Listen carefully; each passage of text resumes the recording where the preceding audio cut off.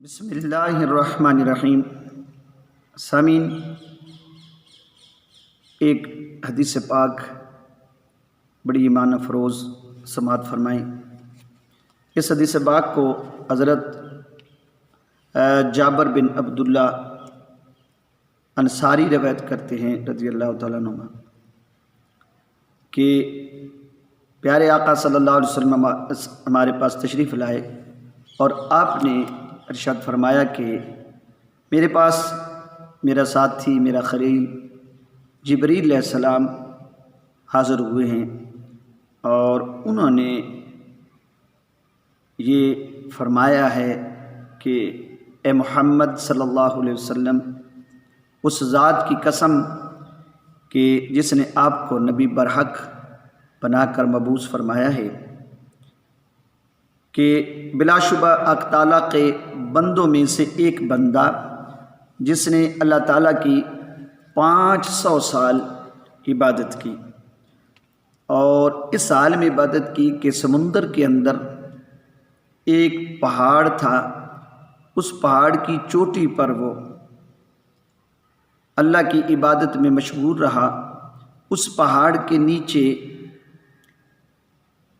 ایک چشمہ اللہ نے انگلی کے برابر جو ہے وہ پیدا کر دیا، وہ روزانہ نیچے اترتا اور اس چشمے سے پانی پیتا، وضو کرتا، اور وہاں ایک انار کا درخت تھا، وہاں پر ایک انار ہر روز تازہ لگ جاتا، وہ توڑتا، اسے کھا لیتا اور پھر اپنی عبادت والی جگہ پہ چلا جاتا۔ وہ دعا مانگا کرتا تھا کہ الہی میری موت سجدے کی حالت میں آئے۔ جبریل علیہ السلام نے عرض کیا، یا رسول اللہ، کہ ہم جب آیا جایا کرتے تھے تو ہم اس بندے کو دیکھتے کہ وہ حالت سجدہ میں ہوتا۔ تو جبریل علیہ السلام نے یہ بھی بتایا کہ ہم جانتے ہیں کہ قیامت کے دن جب وہ حاضر ہوگا تو اللہ تبارک و تعالیٰ اسے کھڑا کرے گا اور اس سے فرمائے گا کہ اس میرے بندے کو میری رحمت سے جنت میں داخل کر دو۔ تو وہ عرض کرے گا کہ یا اللہ میرے اعمال کی وجہ سے۔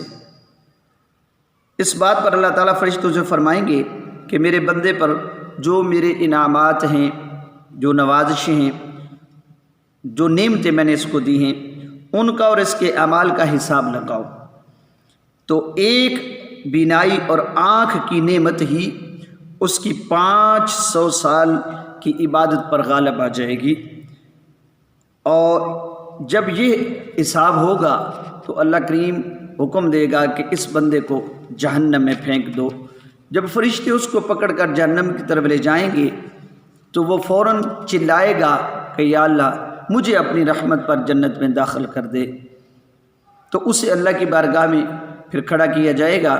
اللہ کریم اس سے پوچھے گا، یہ تو بتا کہ میرے بندے تجھ کو کس نے پیدا کیا جب کہ تو کچھ نہیں تھا؟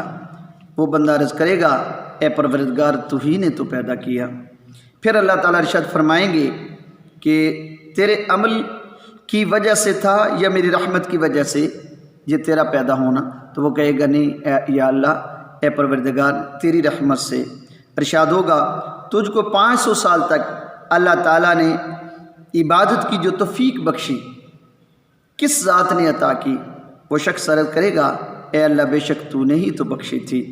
اس کے بعد ارشاد ہوگا سمندر کے بیچ پہاڑ پر تجھ کو کس نے ٹھکانہ عطا کیا، اور کھارے پانی کے بیچ کس نے میٹھا پانی نکالا، اور تیرے واسطے کون روزانہ درخت پر پھل لگاتا تھا حالانکہ یہ پھل سال میں 1 مرتبہ لگتا تھا، اور تو نے دعا مانگی کہ میری روح سجدہ کی حالت میں نکال لے تو میں نے اسی طرح کیا، اب تو بتا کہ یہ سب کچھ کس نے کیا؟ وہ شخص عرض کرے گا، اے پروردگار یہ سب کچھ تو ہی نے تو کیا ہے۔ اللہ تعالیٰ ارشاد فرمائے گا کہ یہ سب کچھ میری رحمت سے ہوا، اور آج جنت میں بھی تجھ کو اپنی رحمت سے ہی داخل کروں گا۔ جبریل علیہ السلام نے فرمایا کہ تمام دنیا کی سب نعمتیں تمام اللہ تعالیٰ ہی کی رحمت کا نتیجہ ہے۔ حضرات گرامی، درس یہ ہے کہ ہماری عبادتیں ذرا غور کریں کہ شخص جس نے 500 سال دنیا کا کوئی کام نہیں کیا، کوئی ایک کام بھی دنیا کا نہیں کیا، فقط اللہ کی عبادت کی، مگر ایک نعمت آنکھ جو اللہ نے عطا کی ہے، اس نعمت کا بھی شکر ادا نہ کر سکا۔ اور ہم تو دن میں صرف 5 مرتبہ اللہ کی نماز پڑھتے ہیں، اور وہ بھی 10-15 منٹ کے اندر ہم مکمل کر لیتے ہیں۔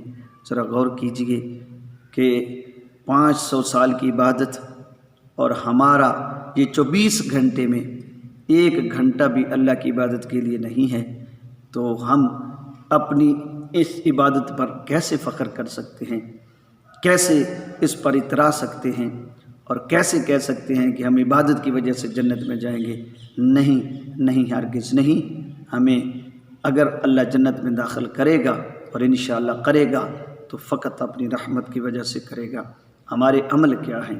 یہ بہت تھوڑے ہیں، اس لیے کہ ہم پر تو اللہ کا خاص کرم ہے، ہم امت محمدی صلی اللہ علیہ وآلہ وسلم، ہم پر اللہ کا خصوصی کرم اور فضل ہے کہ ہم ایک چھوٹا سا عمل کرتے ہیں، اللہ کریم ہمیں ہزاروں سالوں کی عبادت جتنا اس پہ اجر عطا فرما دیتا ہے۔ سوچئے گا کہ اللہ کی بارگاہ میں حاضر ہونا ہے، یہ نماز روزہ، اس کی کیا ویلیو ہے؟ یہ تو اللہ کا حکم ہے، فرض ہے، اس کو قرض سمجھ کے ادا کریں، اور اس پر ادا کرنے کے بعد کوئی فخر نہ کریں کہ میری نماز مجھے جنت میں لے جائے گی، میرا روزہ مجھے جنت میں لے جائے گا، میرے نیک اعمال جنت میں لے جائیں گے۔ نہیں، ہمیں اللہ کی رحمت جنت میں لے کے جائے گی۔ دعا ہے اللہ کریم ہمیں اپنے محبوب کی پیاری پیاری سنتوں پہ عمل کرتے ہوئے زندگی گزارنے کی توفیق نصیب فرمائے۔ اس کی بارگاہ میں دعا ہے، اے اللہ ہمیں حالت سجدہ میں موت عطا فرما۔ اللہم ارزقنا شہادتاً فی سبیلک و موتاً فی بلد رسول۔